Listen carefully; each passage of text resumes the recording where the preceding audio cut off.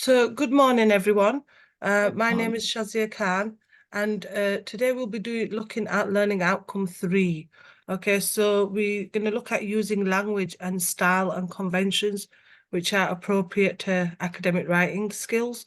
In the last session, which was learning outcome 2, we looked at the importance of writing academically, but we also looked at the 5 C's of effective business writing, which was to be clear, concise, complete, courteous, and correct. And we gave some examples on why we need to be courteous and concise in text.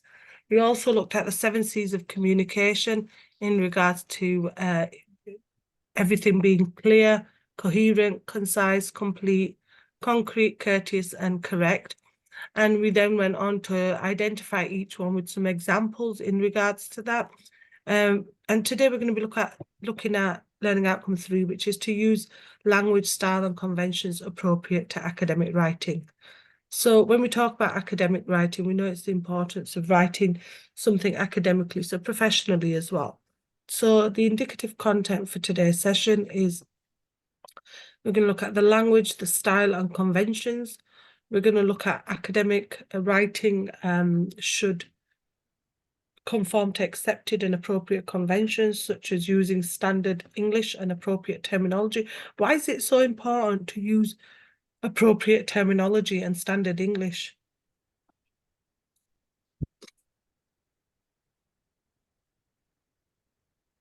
Why do you think it's so? Because that's the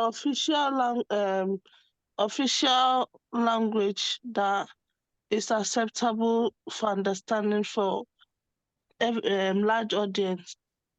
Yeah, and why must we use the appropriate terminology? Why is it So because of the audience, you have to use right terminology for the audience that you're going to write to. Yeah, the audience you're going to address or even write to, you need to be using the right terminology, the right language. Because, you could use the language for example, in nursing, you would use the language that would be best suited for the person to understand. But if you had to write that same letter to someone who's just an individual like you and me, who's unable to understand the appropriate terminology, and I'll give you another example. For example, when I'm writing legal letters, I have to be careful because not everyone understands the legal jargon. There's things that people don't understand what they mean, like things like sentence. Sometimes they don't understand the sentences, things like client care letters, things like, the procedure as well. If you're going to court, how the procedure plays a part, skeleton arguments, they don't know what they are, bundles. So you've got to be really careful that you're using the basic English for that individual who you're writing to. Okay, so using English and appropriate terminology throughout, adapting style to register your audience, like you said, including a bibliography or in-text citation to show awareness that you are using the words, ideas of others. So it's important to show that you are using outside sources as well. Be acknowledged using a range of sources such as books, academics, journal articles, and published expert reports. It's good practice to avoid using only websites, okay? So try to avoid moving away and we always advise, and that's within the law, that you should avoid using Wikipedia. Why should you avoid using Wikipedia? Because they are not always correct. Excellent. And you can add to it, can't you? You can put something on yourself, so it's not always correct. How do you know it's not 100% genuine? So the key terminology, so what is a pronoun? So when we look at academic writing, it's your own conventions and writings, and it's so important that you look at how you speak as well sometimes, because people try to write how they speak, and that doesn't make sense.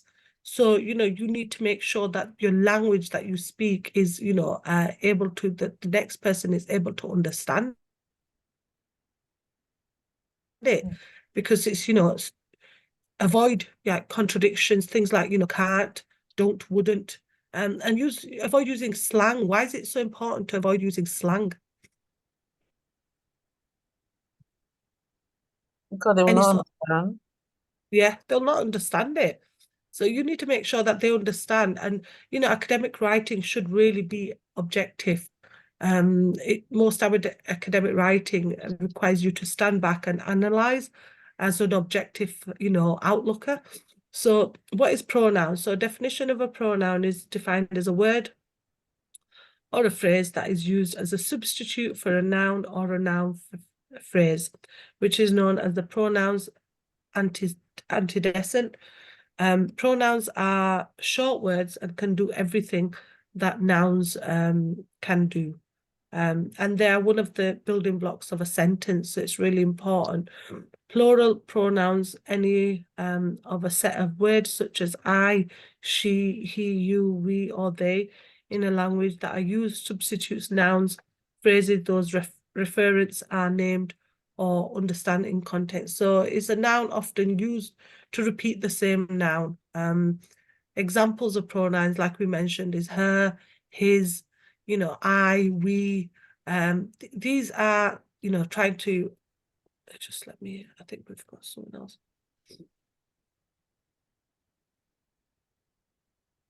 And talking in the first person as well, when you're talking in the first person, you're able to identify a way of storytelling, through a point of view. So they're things that we try to avoid in ways.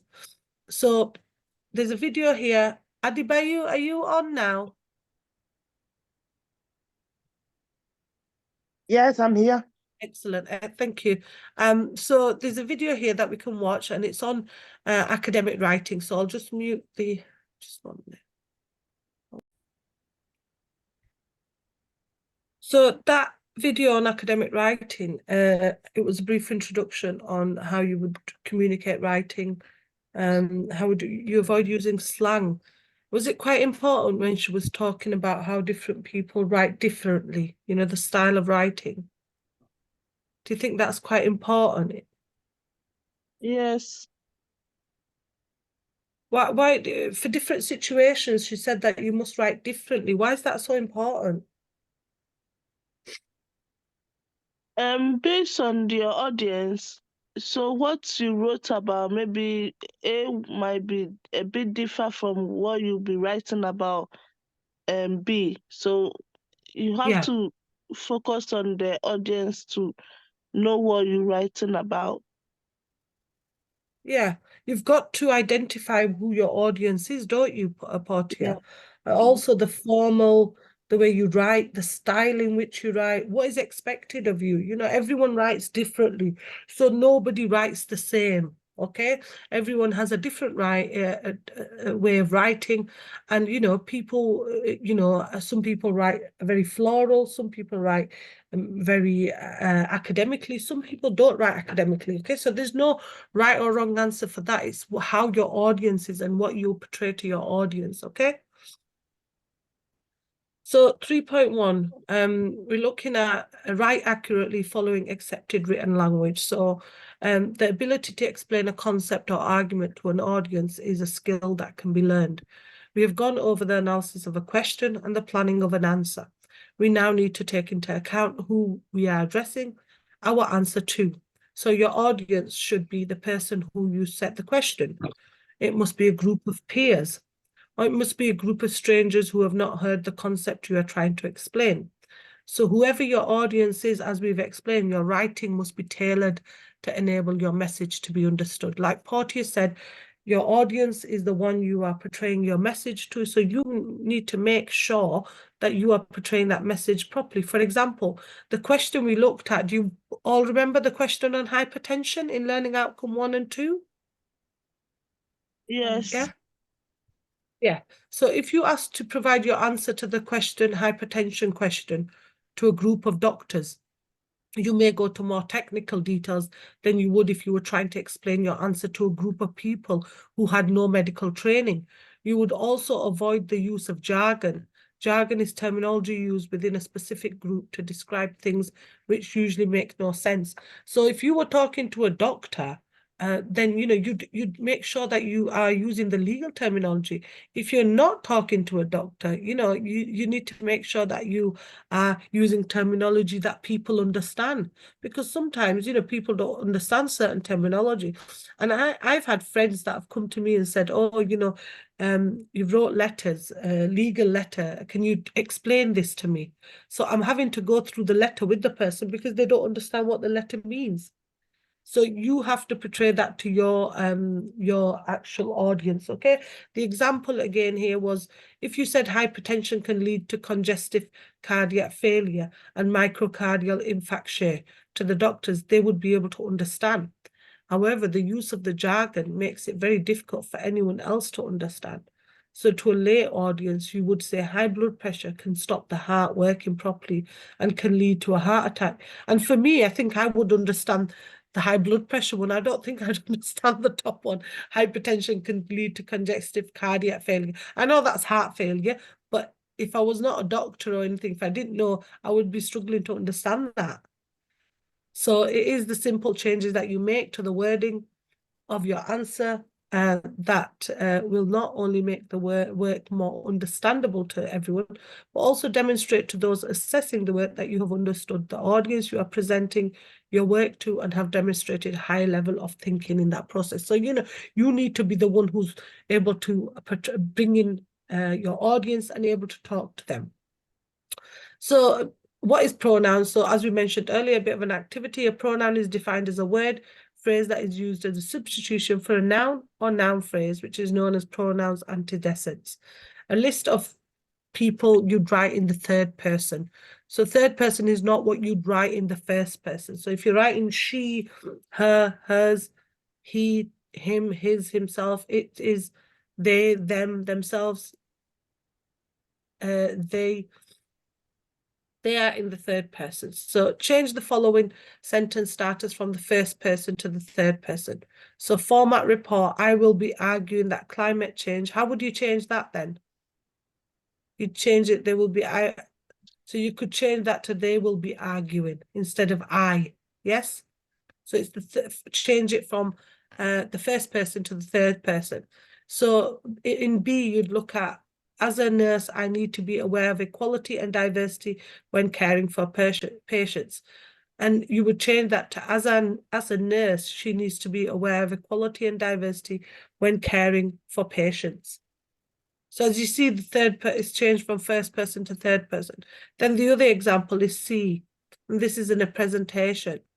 I am going to talk about my experiment on social conformity amongst adults.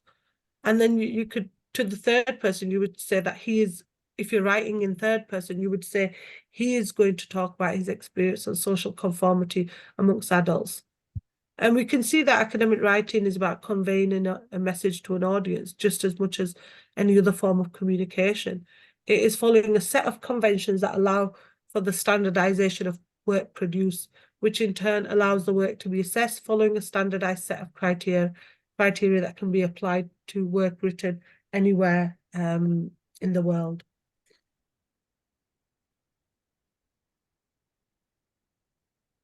So the standardization helps to set the tone of the work you are writing in. The tone is the manner or characteristics of the writing itself. The following elements help to create the tone of academic writing. So how you write, your formal writing style, the use of sophisticated and third person exact tense, like we said, use sophisticated vocabulary. It's important that you use vocabulary that is understood. Avoid slang. It's important to be able to recognize different styles of writing as they are linked to different audiences. So far, we have considered academic writing, but in the activity, you will see the effect of adapting the style and registering the language of to suit different formats. So you've got the use appropriate style and register and awareness of audience, 3.2. So what is writing style? At level 3, you need to be able to adapt and adopt a style of writing appropriate for the task. So this skill requires you to understand the audience and the purpose of the task. So knowing your text, understanding your audience equals adopting the correct formality and tone. This is a combination, it's called registering. Why do you think it's so important that you understand the audience and the purpose of what you're doing? Why do you think it's so important?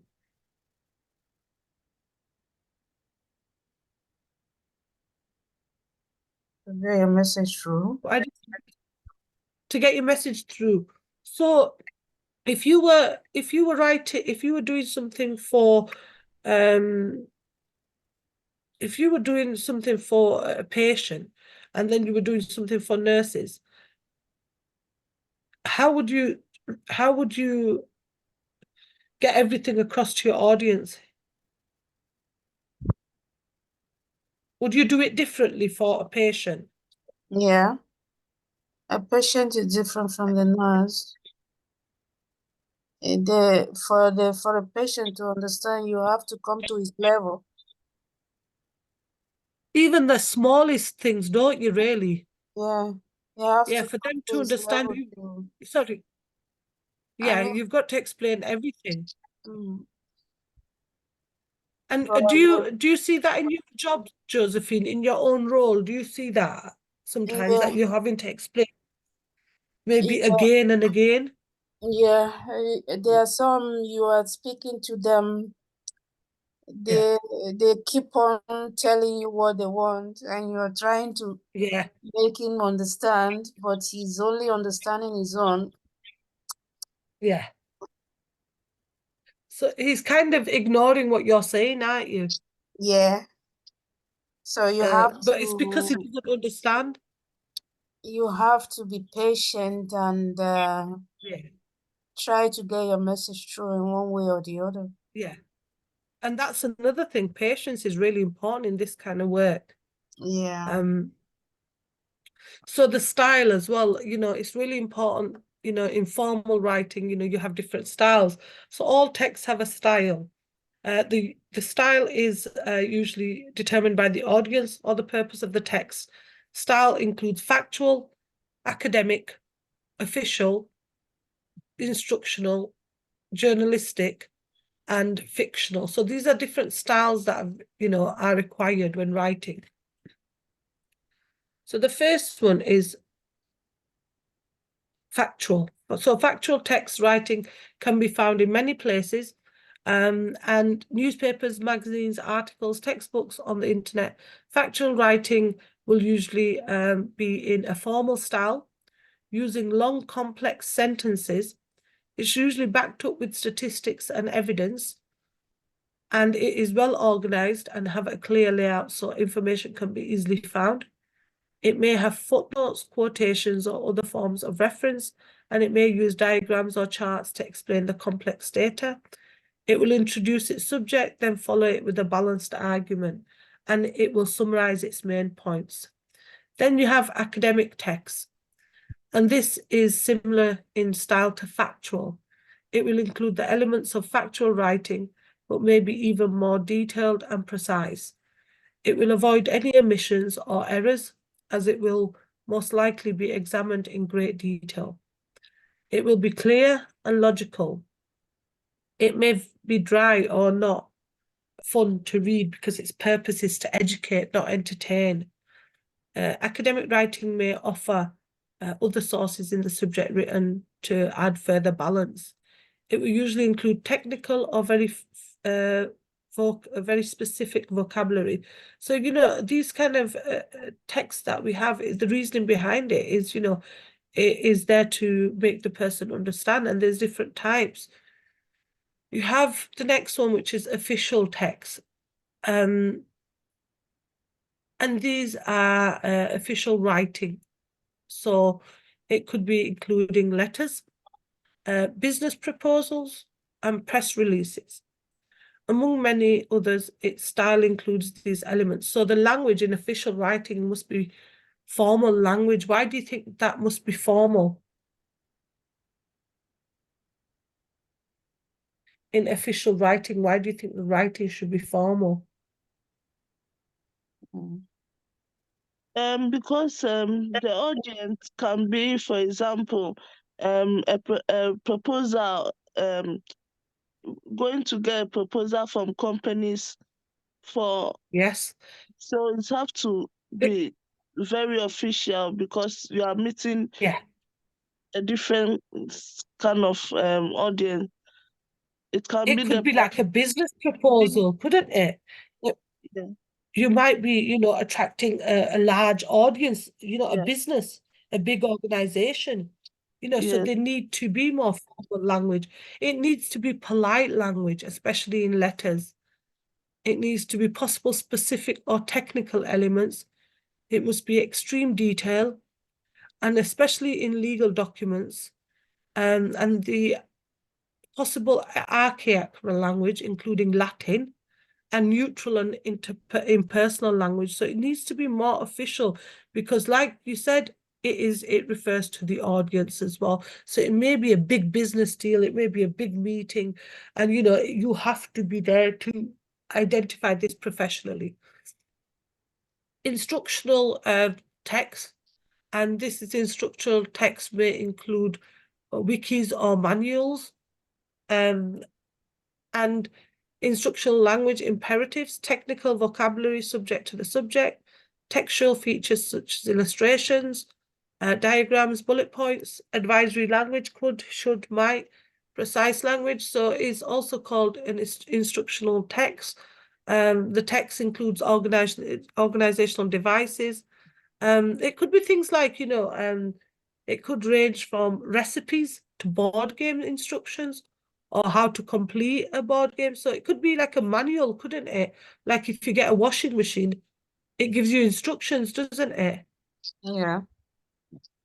Yeah, so this kind of instructional text is something that, for it might be an example of if you look at if you get a cake mixture, it may say on the thing that put the cake mix in the oven. Mm-hmm. It could say things like, if you're doing a board game, open the board game and give each player a card. Or if it's like a CD player, you could say insert the disc, then press play. So imperative verbs are instructive. They can tell the reader to, in no certain terms, what to do literally. So, you could be given an instruction. It could be an instruction manual. It could be a leaflet that you want to follow. Then we've got journalistic texts, and these range from tabloid to serious newspapers, magazine articles, and online pieces. They can vary depending on the style and the seriousness of the writer. So let's look at two styles. The first one is serious broadsheet journalism, and this is logical approach to subject, and then a serious subject matter. Opinions made by the writer are often thoughtful and balanced, and it's more text and fewer images, and it's less eye-catching. That's serious journalism. So it could be break down into, importance of it. So complex issues. Opinion pieces, tabloid journalism, that's more emotive. So they have a range of subject areas. Opinions can vary from mild to extreme, and it's quite eye-catching, and the use of images implying the meaning. The next one is fictional text, and this again is one that's used quite often. So fictional texts are stories, poems, novels, scripts, and so on. So here are some key features. So would these fictional texts tend to be like, storybooks and things like that? yeah, It, or an yeah, article. yeah, an article or even poetry or something, So fictional texts often use flowery and imaginative language, especially, if they're writing books for children and things like that, they'll use quite flowery language. We'll have imaginary characters and situations, may take an unusual style, like poetry with a different style of line spacing or paragraphing. Will not quote sources of or research unless a historical novel or a work based in reality. Longer texts will be organized in acts, chapters, or episodes. Then we've got 3.3, use accurately a standard form of referencing reflecting a range of sources. This is a list useful terms for the unit academic writing skills. Academic writing needs to be clear, concise, and it needs to be focused.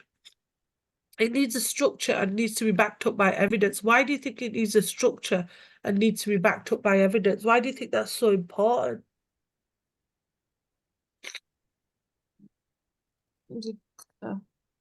Because Why it do you can think? be plagiarized. Sorry, because what?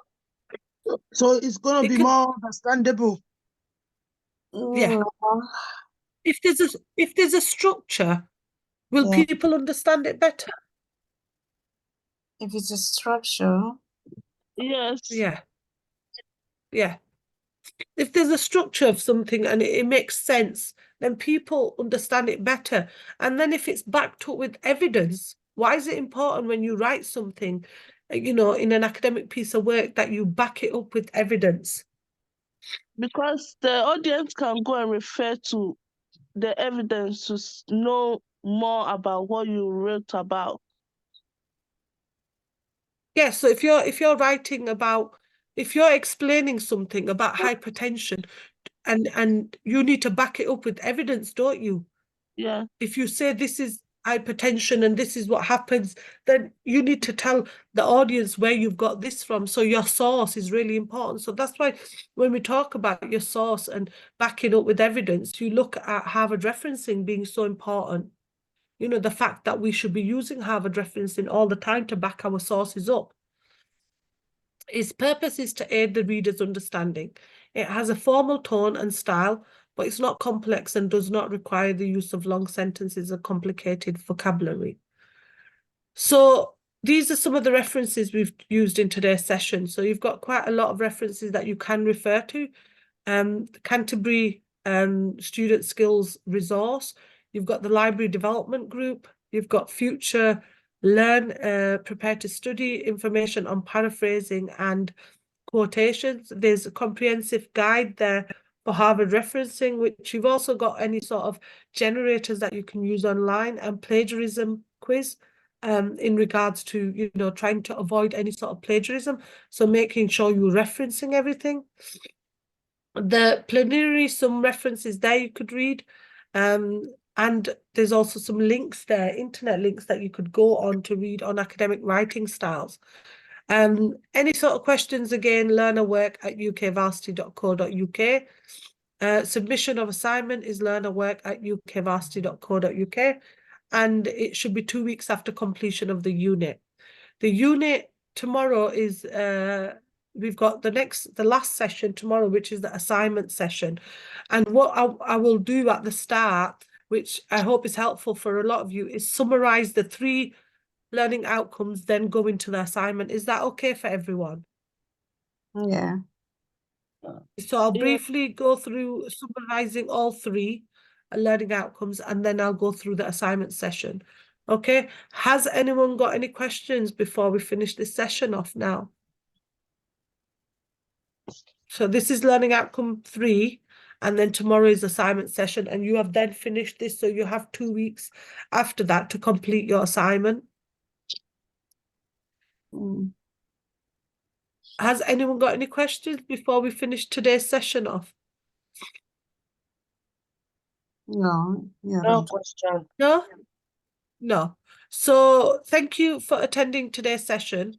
And I will see you tomorrow at 9 o'clock. And we'll go through the assignment discussion and go through the learning outcomes. I'll quickly go through each learning outcome, and then we'll go through the assignment session, and then you have 2 weeks after that. I'll go through what is required of you when you're doing the assignment as well. So Harvard referencing and things like that. And then you'll be able to submit your assignment so after 2 weeks completion of the unit, and go on to Moodle for any sort of additional resources or any sort of additional reading that you need to get, okay? Because that's where everything is. That's a learning tool for you. Thank you for attending today's session. And if there's no more questions, I'll see you tomorrow at 9 o'clock. Yeah, thank you. Bye. Is that okay? Yeah. See you, everyone. Yes, thank you. Thank Bye. you. Thank you. Thank you. Bye. Bye, Claude. Bye, everyone. Bye. Ishba. See you tomorrow at 9 o'clock. Alright. See you. Thank you. Boniface, did you struggle to get on? Well, yeah, I struggled to get on because I didn't Oh. register early. That's why. Oh, okay. Okay, no, that's okay. So hopefully 9 o'clock tomorrow then, okay? Okay, thank you. Thank you very much. Okay, see you tomorrow. Bye. See you. Bye. Bye, everyone. Bye.